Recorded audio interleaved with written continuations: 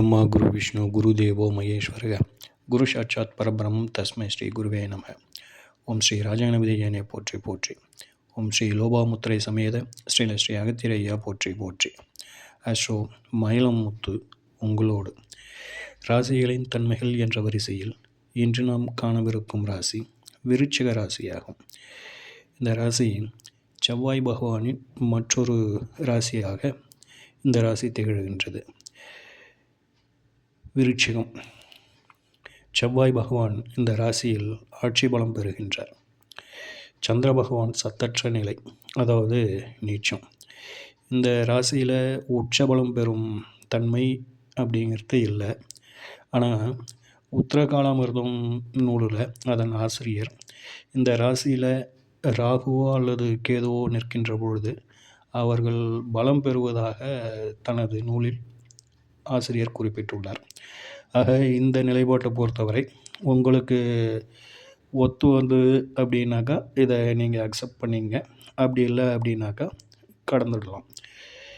இந்த ராசியில் குரு பகவானின் விசாகம் நட்சத்திரத்தின் கடைசி பாதம், அதாவது 4ஆம் பாதம், மற்றும் சனீஸ்வர பகவானின் அனுஷம் நட்சத்திரத்தின் 4 பாதங்கள், புத பகவானின் கேட்டை நட்சத்திரத்தின் 4 பாதங்கள் என ஆக மொத்தம் 9 நட்சத்திர பாதங்கள் இந்த ராசியில் உள்ளன.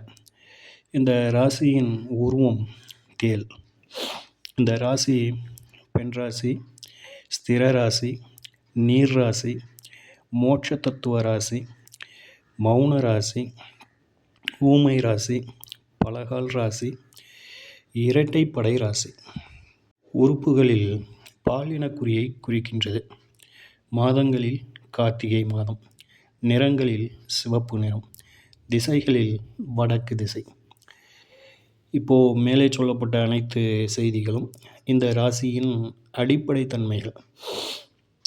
பொதுவாக இந்த ராசியின் சின்னமாக கொடுக்கப்பட்டுள்ளது தேல். தேல் அப்படின்னு சொன்னோம் அப்படின்னாக்கா அதில் நமக்கு ஞாபகத்திற்கு வர்றது விஷம்தான்.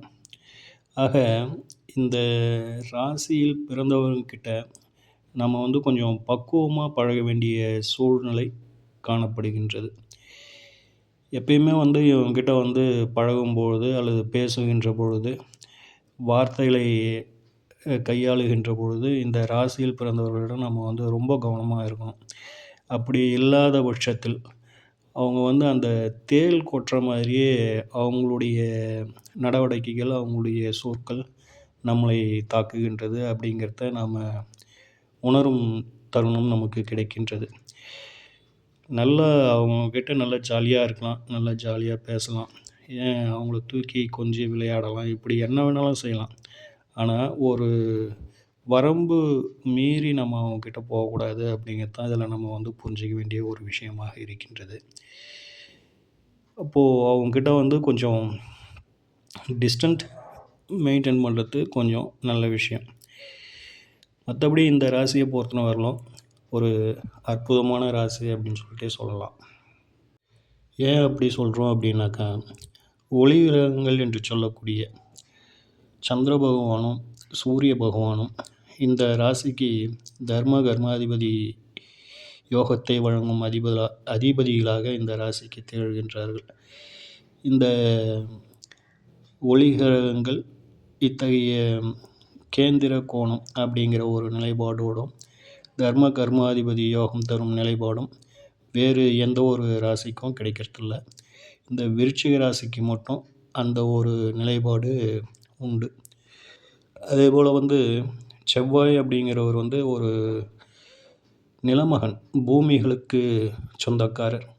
இப்படி நிலத்திற்கும் பூமிக்கும் சொந்தக்காரரான இவரை பொறுத்தவரையிலும் இந்த ராசியில் லக்னமாக அமையப்பெற்று இந்த லக்னத்தோடு செவ்வாய் பகவான் ஏதேனும் ஒரு வகையில் தொடர்பு கொண்டால், அதாவது எங்கே இருந்தாவது அவர் ஒன்று இந்த ராசியிலேயே இருக்கணும், அல்லது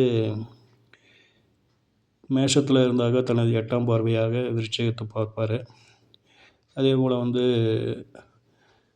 சிம்மத்தில் இருந்தாக்க 4ஆம் பார்வையாக விருச்சிகத்தை பார்ப்பார். அப்படி பார்க்கின்ற அமைப்பினர்களுக்கு சொத்து, வாகனம் இது சார்ந்த வகைகளில் வந்து ஒரு சிறப்பான யோகத்தை அனுபவிக்கக்கூடிய ஒரு நபர்களாக அவர்கள் காணப்படுகின்றார்கள். இதை நீங்கள் வந்து உங்களின் அனுபவத்திற்கு ஏற்ப நீங்கள் வந்து ஆய்வு செய்து பார்க்கலாம். இந்த ராசியை பொறுத்தவரையிலும் ஒரு நல்ல அமைப்புடைய ராசி தான் இது. கொஞ்சம் அந்த கோபம் என்பது மேஷத்தை காட்டிலும் இது கொஞ்சம் குறைவு தான் அப்படின்னாலும், இவர்களின் அந்த பழகும் விதம் அப்படிங்கிற வித்தியாசத்தை நம்ம நிறைய உணரலாம். மேஷத்தை காட்டிலும் இந்த விருச்சிக ராசியில் இவர்களோடு பழகும்போது நிறைய வித்தியாசத்தை பார்க்கலாம். அந்த வித்தியாசம் என்ன அப்படின்னாக்கா, வெடுக்குன்னு பேசி அடுத்தவங்களை காயப்படுத்தி விடும் அந்த ஒரு தன்மை இந்த ராசிக்கு உண்டு.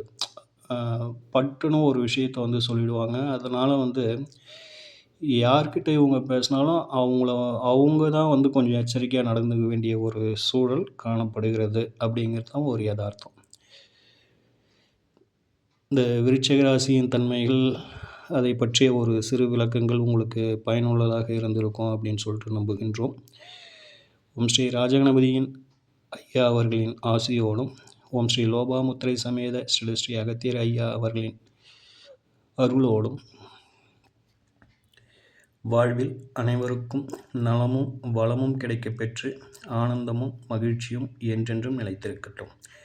வாழ்க வளமுடன், வாழ்க பல்லாண்டு. நன்றிகள், வணக்கம். மீண்டும் அடுத்த பதிவில் சந்திப்போம்.